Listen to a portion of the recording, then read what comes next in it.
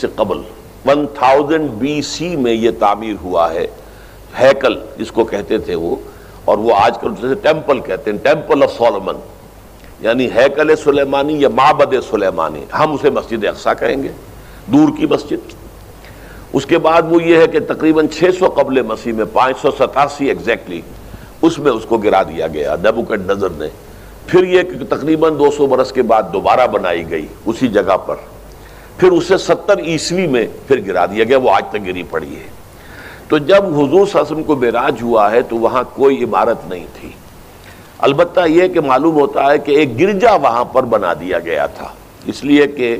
یہ جب ہیڈریان نے اس کو آباد کیا دوبارہ سن 70 میں تو تباہ و برباد کر دیا تھا ٹائٹس رومی نے سن 70 عیسوی میں، حضرت عیسیٰ علیہ السلام کے رفع سماوی کے 40 برس کے بعد، تو اس نے گرا دیا اور پورا شہر ویران کر دیا۔ لیکن پھر 60-70 برس کے بعد وہ ایمپرر تھا ہیڈریان رومن ایمپرر، اس نے دوبارہ آباد کیا، اور دوبارہ آباد کیا تو اس کا نام ایلیا رکھا، اب یروشلم نہیں رہا۔ اور پھر یہ کہ جب سن 300 عیسوی میں جو ایمپرر کانسٹنٹائن تھا قسطنطین، وہ جب عیسائی ہو گیا تو اب یہ پوری مملکت عیسائی ہو گئی، تو پھر وہاں ایک گرجا تعمیر کر دیا گیا۔ اس گرجا میں حضرت عمر گئے تھے، جب انہوں نے ہینڈ اوور کیا ہے حضرت عمر کو وہاں کے عیسائیوں نے، تو جب حضرت عمر اس گرجا کے اندر ہی ابھی تھے، دیکھ رہے تھے جگہ، تو نماز ظہر کا وقت ہو گیا، تو حضرت عمر نے فرمایا کہ میرا نماز کا وقت ہے،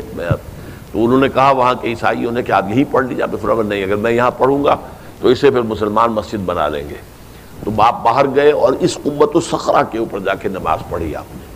یہ جو اس وقت جو ڈوم نظر آتا ہے یہ ہے وہ چٹان، اور یہ بڑی اس کے اوپر گردہ وردہ پڑا ہوا تھا، کچرا وچرا تھا، اسے صاف کیا اور اس پر آپ نے نماز پڑھی، اس لیے کہ یہیں سے اصل میں معراج ہوا تھا حضور صلی اللہ علیہ وسلم کو۔ تو اب اس کے بعد جو ہے عبد الملک ابن مروان نے وہاں پر وہ قبہ بنا دیا ہے جو قبۃ الصخرہ کہلاتا ہے۔ البتہ اسی احاطے کے جنوب کی طرف ایک مسجد بھی ہے، بڑی مسجد ہے، وہ مسجد اقصی کہلاتی ہے، وہ اب مسجد ہے۔ یہ قبہ جو ہے بنیادی طور پر مسجد نہیں ہے، یہ تو یوں سمجھیے کہ جیسے کوئی ہمارے ہاں مقبرہ ہوتا ہے، درمیان میں قبر ہے، اس کے اوپر بڑا سا گنبد بنا دیا ہے، چاروں طرف جو ہے زائرین کے لیے جگہ ہے، ایسے ہی یہ وہ چٹان ہے۔ کہتے ہیں یہ چٹان جنت سے آئی تھی، جیسے کہ حجر اسود جو ہے جس کے بارے میں روایت ہے کہ جنت سے آیا ہوا ہے پتھر، اس طرح یہ چٹان بھی جنت کی ہے۔ بہرحال یہ بہت بڑی ایک چٹان تھی، بڑا پہاڑ کی مانند تھا یہ، جس کے اوپر کے پھر ہیکل بنایا تھا حضرت سلیمان نے۔ اب ہوتے ہوتے وہ چھوٹا رہ گیا ہے، جیسے کہ اب کوہ صفا کوہ مروہ اب کیا رہ گئے، کچھ بھی نہیں ہے، ان کا نشان ہے صرف کہ ہاں یہاں کبھی ایک پہاڑی ہوتی ہوگی جس کے کچھ پتھر جو ہیں وہ نظر آ رہے ہیں۔ اسی طرح سے وہ ایک چٹان ہے، اگرچہ بہت بڑی ہے کوہ صفا اور مروہ کے مقابلے میں، تو اس کے گرد ایک پلیٹ فارم سا بنا دیا گیا ہے اور اس کے اوپر یہ قبہ ہے۔ تو یہ ہے اصل میں جو کہ حرم الشریف کہلاتا ہے اس وقت، اور سارا جھگڑا جو ہے یہود کا اور مسلمانوں کا وہ اس پر ہے۔ ورنہ یہودی براق جو ہے، جو یہودی وزیر اعظم ہے اس وقت، اس نے یہ آفر تو کر لی تھی کہ ٹھیک ہے مسجد اقصی موجود رہے اور اس کے اوپر جو ہے کنٹرول بھی فلسطینی مسلمانوں کا رہے،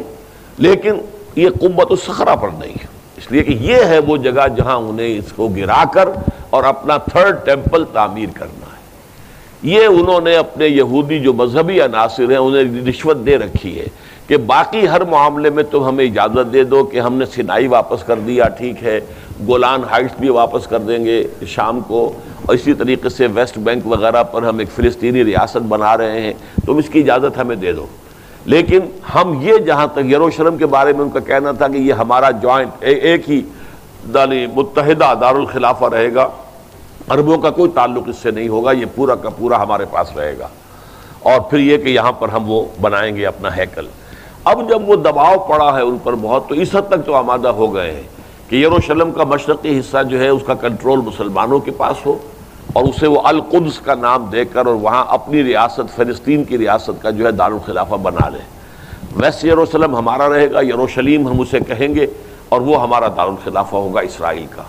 البتہ یہ ہے کہ یہ قبۃ الصخرہ کے اوپر کنٹرول عربوں کا یا مسلمانوں کا نہیں ہوگا، وہ اس کو اس لیے فارغ رکھنا چاہتے ہیں کہ اس کو گرا کر اس کی جگہ پر انہیں اپنا ٹیمپل بنانا ہے۔